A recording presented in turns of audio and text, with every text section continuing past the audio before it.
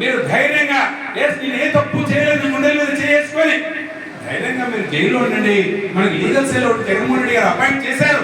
ఆ legal cell వాళ్ళు వచ్చి మీకు బెయిల్ అప్లై చేసి బెయిల్ అత్యంత తొందరగా తీసుకొచ్చే కార్యక్రమం చేస్తామని చెప్తూ ఇలాంటి తాటాకు చెప్పులకు ఉడత ఊపులకు భయపడమని సంకేతం ఇస్తూ మేము సిద్ధంగా ఉన్నాం.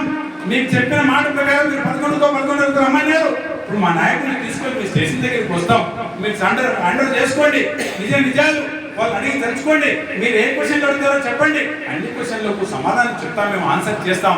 న్యాయమో అన్యాయమో పోలీసు వ్యవస్థ ఎంక్వైరీ చేసి మమ్మల్ని కస్టడీలోకి తీసుకుంటారా, లేకపోతే మమ్మల్ని ఎంక్వైరీ ఇంతవరకు నిర్ణయం తీసుకుంటామని మమ్మల్ని వదిలేస్తారా?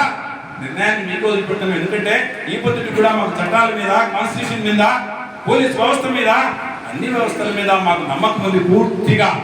మిమ్మల్ని కొంతమంది లోపరుచుకోవాలని, మిమ్మల్ని బెదిరించాలని, మీ మీద ప్రెజర్ పెట్టు ఈ కార్యకలాపాలు చేస్తుంటారు. పోలీసులు మాకు ఇప్పుడు శత్రువులు కాదు. వ్యవస్థలో మీరు బాగా లాండ్ ఆర్డర్ని కంట్రోల్ చేయాల్సిన వ్యక్తులు మీరు వారి విశేషంతో ఆలోచించండి. ఈ ఊరు కాదు ఊరిలో ఉద్యోగం ఇస్తారు, ఈ స్టేషన్ కాదు ఇంకో స్టేషన్లు ఇస్తారు, పోలీస్ స్టేషన్కి పంపిస్తారు, కానీ మిమ్మల్ని పోస్ట్ ఆఫీస్ మాత్రం పంపేది గుర్తుపెట్టుకోండి. ఆ ధైర్యంతో మీరు వర్క్ చేసినప్పుడు పోలీస్ వ్యవస్థ మాకు కొట్టింది అండగాని సామాన్యమైన పౌరుడు ఈ దేశంలో ధైర్యంతో న్యాయపక్షాన మాట్లాడే పరిస్థితులు వస్తాయి. మీరు కాపు కాయాల్సినటువంటి పోలీసు వ్యవస్థే కనుక ఇలాంటి మోసపూరితమైన వ్యక్తుల యొక్క అడుగుజాడల్లో నడిచి వాళ్ళ అడుగులు ఎత్తి వాళ్ళ మాట ఇదిగా చేస్తే కనుక ఈ చట్టాల మీద, పోలీసు వ్యవస్థ మీద, న్యాయ వ్యవస్థ మీద ఉన్న నమ్మకాన్ని ఈ దేశ పౌరుడు యువకుడు కోల్పోతాడని వీళ్ళకి నమ్మకం కలిగించాల్సింది, ధైర్యం తిప్పాల్సింది ఈ పోలీస్ వ్యవస్థనే. కాబట్టి వ్యవస్థలో ఎవరికి లాఠీ ఇవ్వండి, ఎవరికి కర్ర ఇవ్వండి, ఎవరికి బెత్తం ఇవ్వండి, దండన అనే కార్యక్రమాన్ని ఎవరికి లేదు, ఒక పోలీస్ వాళ్ళకి ఇచ్చినారు. ఆ దండని మీ చేతి లాఠీ రూపంలో మీరు దండించకపోతే మమ్మల్ని కాదు దండించాల్సింది. ఫాల్స్ కంప్లైంట్ ఇచ్చినప్పుడు రేపు 27న మా కార్యకర్తలు వచ్చి రేపు 27న మా గోపాల్ నాయక్ వచ్చి నన్ను ఎవరు కిడ్నాప్ చేయలేదన్నప్పుడు వెదవ ఏ విధంగా కేసు పెట్టాలని చెప్పి రేపు స్టేషన్లో కూర్చోబెట్టి మీరు దండించినప్పుడు ఆ లాఠీకి పని చెప్తే అప్పుడు పౌరులందరికీ ఒక నమ్మకం కలుగుతుంది. ఇది పోలీస్ వ్యవస్థ ఇలా నడుచుకోవాలి, పోలీస్ వ్యవస్థని ఒక రోల్ మోడల్ వాడమని చెప్పి పోలీస్ వ్యవస్థకు చెప్తూ మేము కేసులకు బెదరము. పొరపాటున వైఎస్ఆర్ కాంగ్రెస్ పార్టీ కార్యకర్తల మీద కేసులు పెడితే పదమాలు భయపడతారనుకోవడం మీ అపోహ మాత్రమే. ఎవరైనా కేసులు బనాయించబడినప్పుడు మేమందరం తోడుంటామని వైఎస్ఆర్ కాంగ్రెస్ పార్టీ కార్యకర్తలకు అండగా చెప్తూ మాకు నిన్న రాత్రి మా జగన్మోహన్ రెడ్డి గారు పులివెందుల కాన్స్టిట్యూన్సీకి వచ్చారు.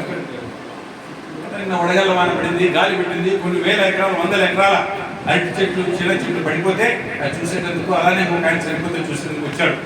8 గంటల వరకు అక్కడ ఉన్నాం.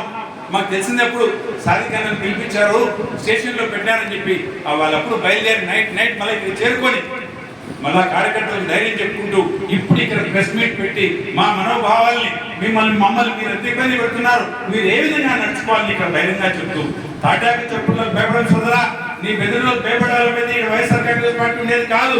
నువ్వు గెలిచింది 60,000 ఓట్లతో కాదు, కేవలం 6,000 ఓట్లు. అది కూడా 164 నియోజకవర్గాలు గెలిచే క్రమంలో 50,000 60,000 మెజార్టీ వచ్చిన ఊళ్ళని మొత్తం గుర్తుపెట్టుకో. కేవలం 6,000 ఓట్లతో అదృష్టంతో గెలిచిన వ్యక్తులు న్యాయంగా పోయేందుకు ప్రయత్నం చేయి. ముందే ఎడ్జ్లో ఉన్నావు, గొడవాట్లు ఉన్నావు. రేపు రాబోయే స్థానిక ఎన్నికల్లో నీకు సంఖ్యగిరి మాన్యాలు ప్రజలు చూపిస్తారు. ఎందుకంటే ప్రజలు చాలా తెలివిగా, చాలా స్మార్ట్ గా తయారైనారు. ఎప్పుడు బహిరంగంగా ఏమీ చెప్పడు. వాని ప్రతాపం పూలింగ్ బూత్ పోయిన తర్వాతనే చూపిస్తాడు. ఎక్కడ ఓటు వేయాలనో, ఎవరికి ఏడ తోకకో సున్నం పెట్టాలనో ఓటర్కు తెచ్చినంతగా ఎవరికి తెలుసు. ఓటర్ ఎప్పుడు విఘ్నుడే, తెలివైన వాడే. అక్కడ నీకు సమాధానం చెప్తారు గుర్తుపెట్టుకొని.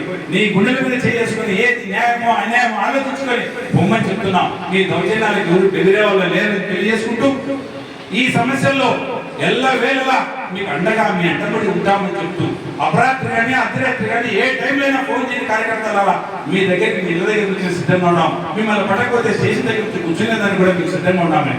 మణి నాయక్ నరేట్ చేశారు 6 గంటలకు, 6 గంటలకు స్టేషన్ తీసుకుని 6:30కు మేము స్టేషన్ దగ్గర కాయలున్నాం.